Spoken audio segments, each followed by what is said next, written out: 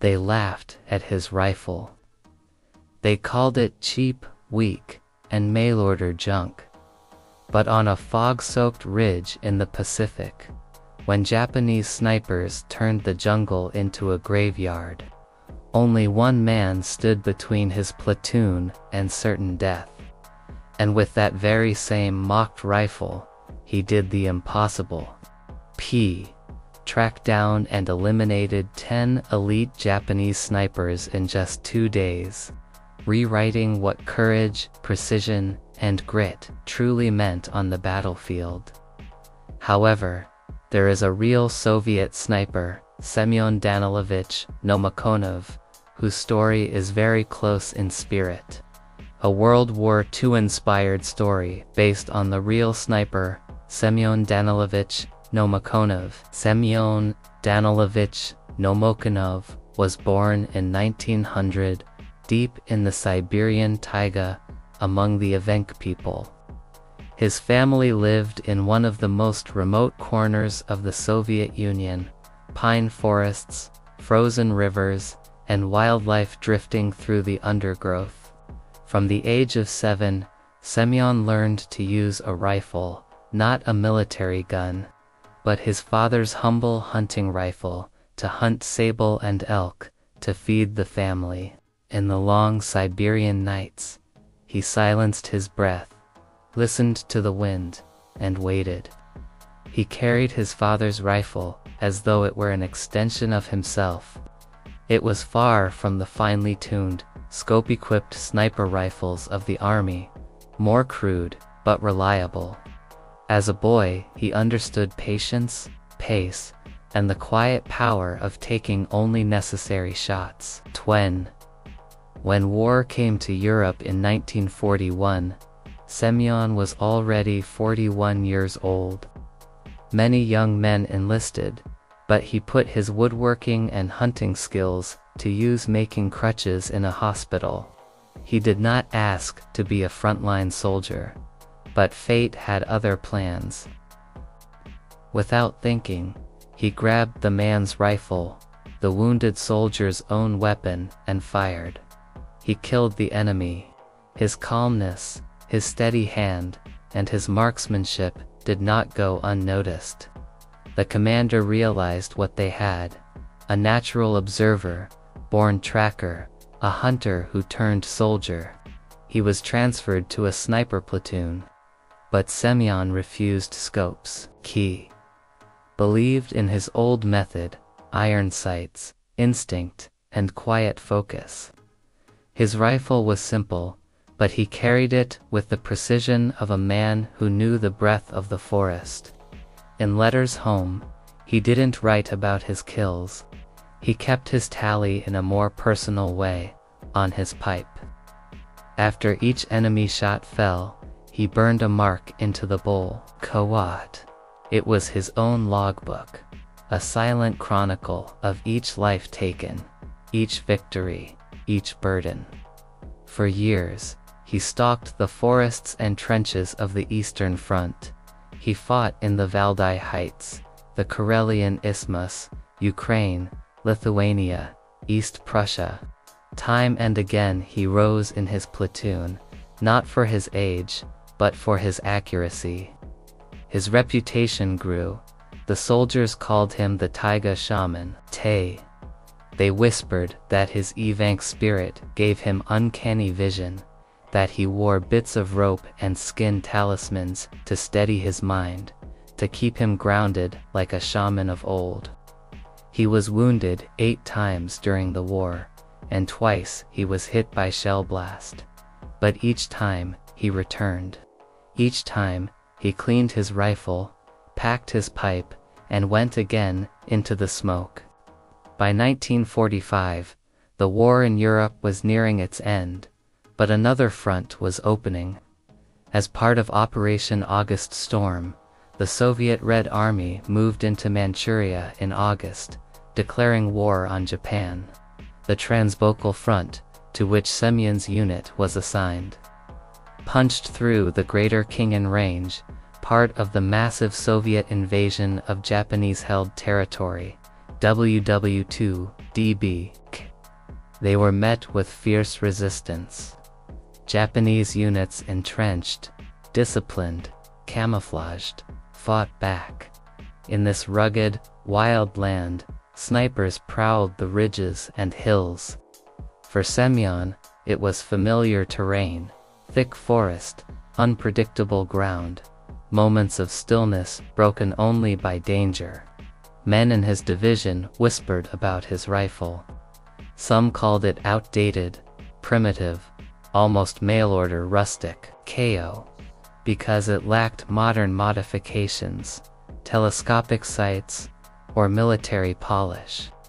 In a war where snipers often used carefully built, precision rifles, Semyon's iron-sighted Mosin, or similar, seemed old-fashioned.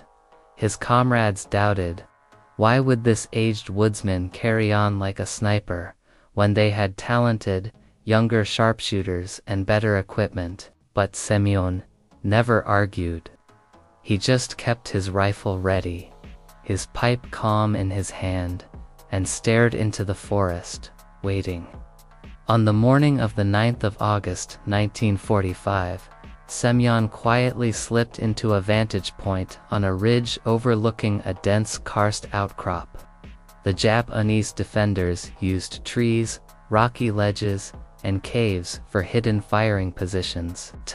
Their sniper teams were well trained, but they underestimated this forest-dwelling shaman. Semyon watched through his iron sights. He could feel the light shift. He could hear twig cracks in the undergrowth, the faint echo of boot leather against rock, the whisper of breath. One by one, he picked out targets. First sniper, perched high in a pine, gun resting on a branch. Semyon fired once clean, and the shot rang out, echoing. Second sniper, concealed in a rocky cleft, almost invisible. Semyon adjusted for distance, paused, and squeezed the trigger. Third, hidden in a small cave, his silhouette flickered. A second later, he was down. Fourth and fifth, two snipers working in tandem, but Semyon moved silently, switching angle, letting his experienced eye guide him. By the end of the first day, Semyon had eliminated 5 Japanese snipers. His comrades were stunned. The same man they'd mocked was quietly dismantling the enemy's deadliest shooters. The second night came. The forest was still. Soldiers whispered around campfires, wondering how Semyon managed. Some tried to follow his logic, but he was elusive. He rarely spoke of fear. He smoked his pipe in the dark, leaning back, reflecting. He cleaned his rifle slowly, each motion deliberate, his hands unflinching despite exhaustion. He didn't celebrate victory meant nothing alone. He understood that every life ended was another story silenced, and each shot carried a cost.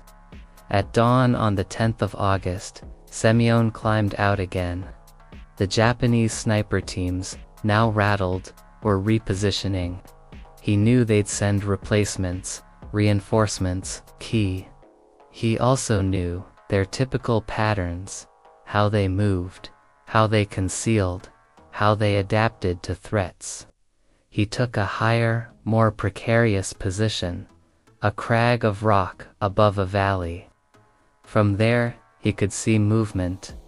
6th sniper, camped behind a rocky ledge, looking for him. Semyon waited until the sniper ducked his head, then fired. 7th, climbing a tree, trying to reposition.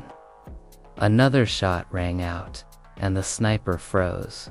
8th, lying amid brush, rifled by another enemy soldier's lead. Semyon waited for a clean line, then struck. 9th, hiding behind a wrecked Japanese field piece, trying to direct sniper fire. Semyon held his breath, then fired twice. 10th, The final shot of his tally that morning came from a sniper nesting in boulders, the most dangerous. But Semyon's patience paid off. By midday, 10 Japanese snipers had been neutralized over 2 days. Word spread in his unit. The Taiga Shaman was not just a myth, he was terrifyingly real. When Semyon returned to his platoon, they looked at him differently.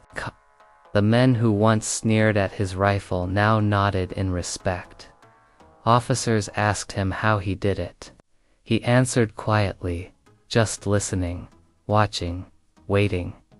He refused praise, rarely spoke of the kills, and never boasted.